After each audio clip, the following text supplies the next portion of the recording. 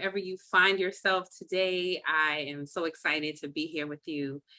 And so, as our custom, we start with a question. And so, this question is, what would it look like if leaders were effective in building relationships and these relationships became the roadmap or the bridge for navigating uncomfortable or challenging situations? We recognize that relationships are built on shared vision. And so there is a mutually agreed importance and direction that is the foundation of all successful connections. The opposite is true as well. When there is a failure to hold a shared vision and express value for that connection, outcomes often include disrupted or interrupted exchanges, thereby jeopardizing success. This sentiment is applicable for various types of relationships, even in the work environment, at home, your friendships. Examining these nuances might provide insight into how leaders can strive to nurture relationships amidst pressure. My name is Dr. Tiffany Powell, and welcome to the Wild Conversation. Here at Wild Leaders, we are dedicated to the work of supporting and partnering with leaders through a multifaceted approach. And the WILD Toolkit is our primary source for engaging and inviting leaders to examine their own development towards sustainable and scalable growth. When I think about relationships, I get excited and sometimes I get a little grieved because as powerful as they are, they can often be very challenging. Depending on the personality types, the way people engage, what their preferences are, all of those things. But we have found at Wild Leaders, and research clearly tells us that building relationships is one of the strategies that leaders have identified as being instrumental in their effectiveness. So leaders from all across a variety of contexts will attest to the critical element of relationships as turnkey agents for strengthening both the individual person and the professional outcomes for the organization. We know that relationships have power, as I mentioned before. There's no question to that.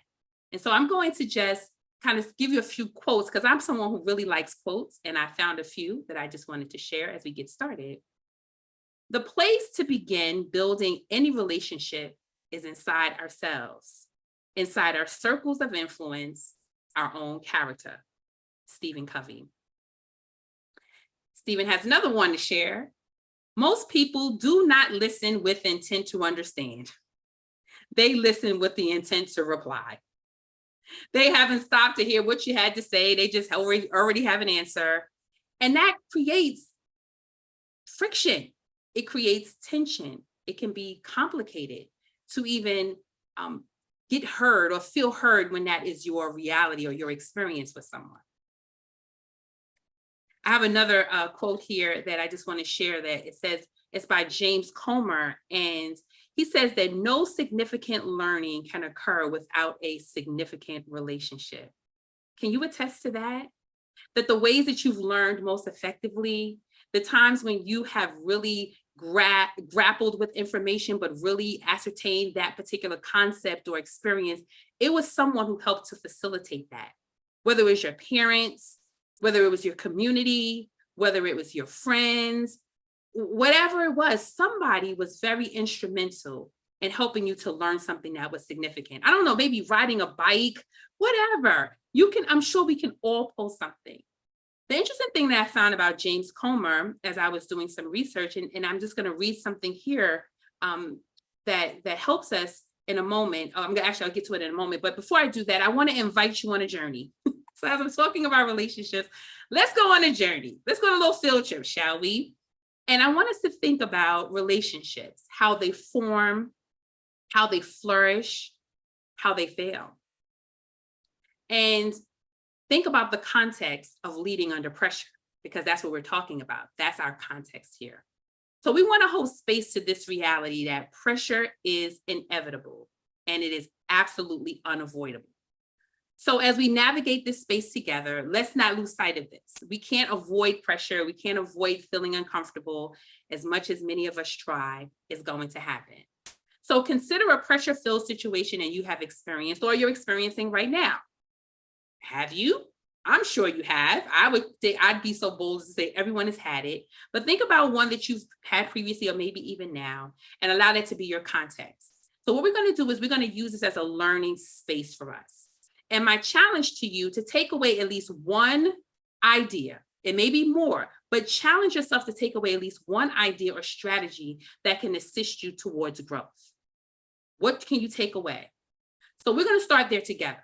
And so because I know that I'm pretty confident that we can all identify a relationship that has worked or has not worked, I want us to think about this as our framework for as we have some conversations. But I'm going to also ask you to suspend judgment just for a moment. Can we pause on that? Can we pause on trying to qualify what the relationship was and how, whether it was good or bad, just kind of get one in our minds. And we're going to use this as an opportunity, as I mentioned, for us to learn and grow. I want to share some background research that I think will be really important as we begin to kind of have this conversation.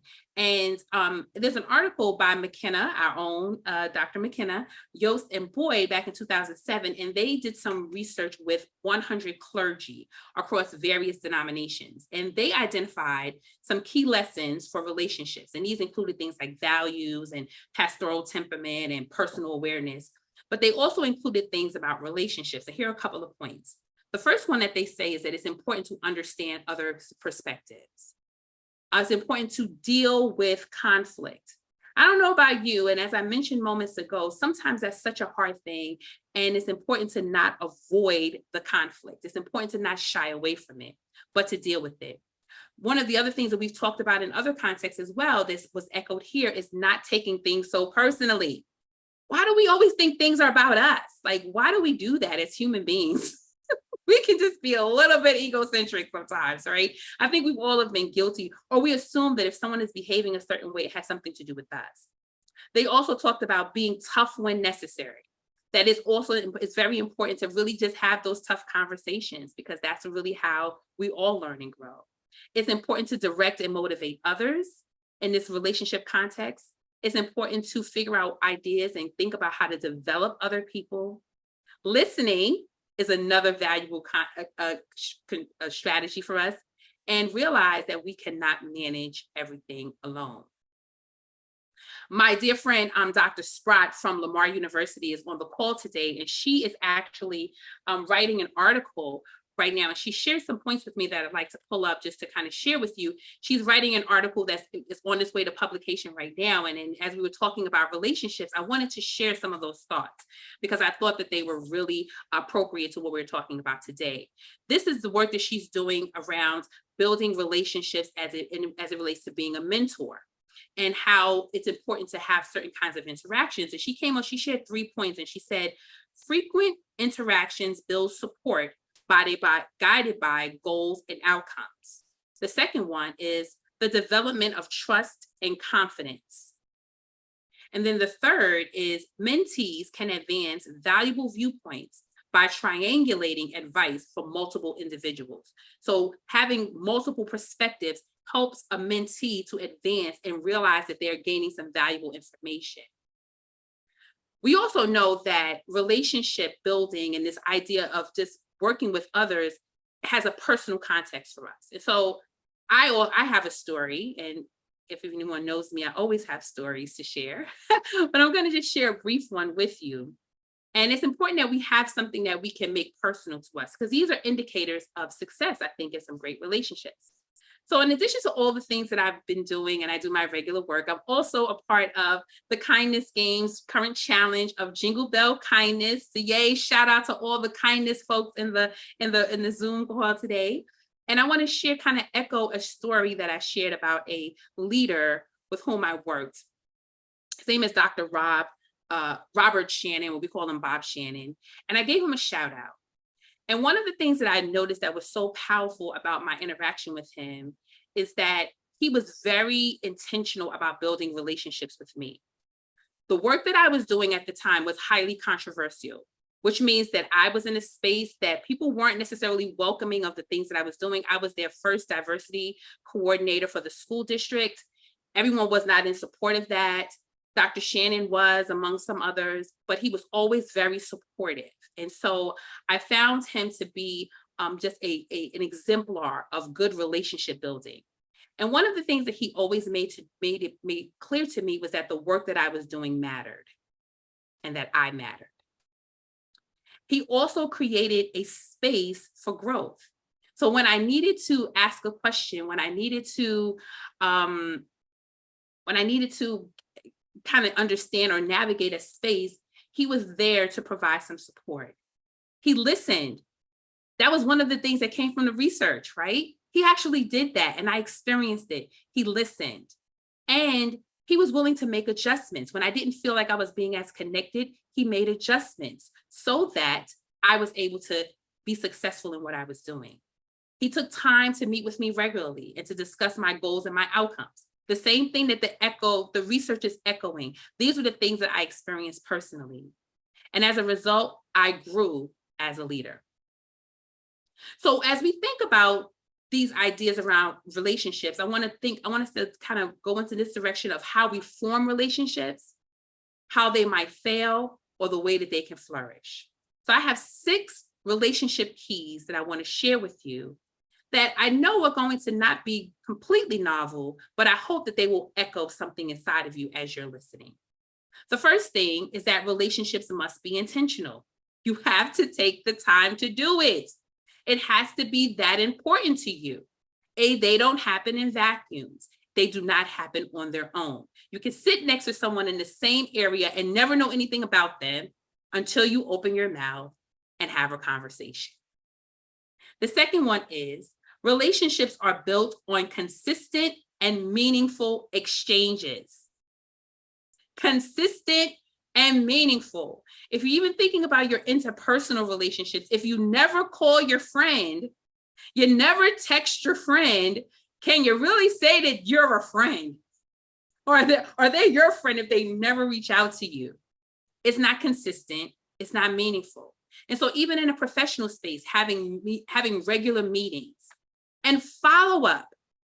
You you reach out to them and you follow up. If you don't hear from them, go back, ask again. Sometimes things happen, right? The third thing is people need to feel valued. And this is from the leader to their team, but it's also peer to peer, leader to leader, team member to team member. Everyone has something to contribute. What type of conversations are being cultivated, experiences being cultivated that help people to feel valued? There also has to be a value for the work that they do. So they're feeling valued because of how you invite them into spaces to have conversations, but also value for the work that they do. Number 4, investment in the growth and development of the other. How can I help you to do what's necessary? Might be a question that you ask. How can I help you be better? How can I be better for you? So it's a two-way street. It's very, very reciprocal. The 5th one, relationships are bridges that connect us to other people, places, and other experiences. Our own Dr. Daniel Halleck just did an amazing TED Talk around networking. And so as soon as that's available, I'm sure definitely go and listen. But this idea that there's an effective way to network, there's an effective way to connect with others, and relationships is how it happens. Kind of just a quick segue. I was talking to once again, my friend, Dr. Sprott, and she was sharing with me some of the things that the president of Lamar University was talking about in reference to another faculty member. And just sort of in summary, the idea is that this professor had been there for 40 years, but no one noticed the value that this person brought to the team. And as a result of the new president coming into the space, this gentleman was elevated to the vice president of diversity and inclusion for the university. But the professor had been there for 40 years. It's important to recognize that these connections, these relationships, they build bridges. And as a result, Dr. Sprott, she knows him and she's able to connect with him just by virtue of relationship. Number 6, relationships change and they even end. Sometimes that's hard to accept. That happens in the workplace. People leave. Sometimes you have that work friend that you were really close with, and that was your buddy, but they've moved on, and you notice you don't even talk to them anymore. It's situational friendships and situational relationships, but those are okay too. Some of these changes are necessary, and leaving sometimes is okay. Moving on is okay.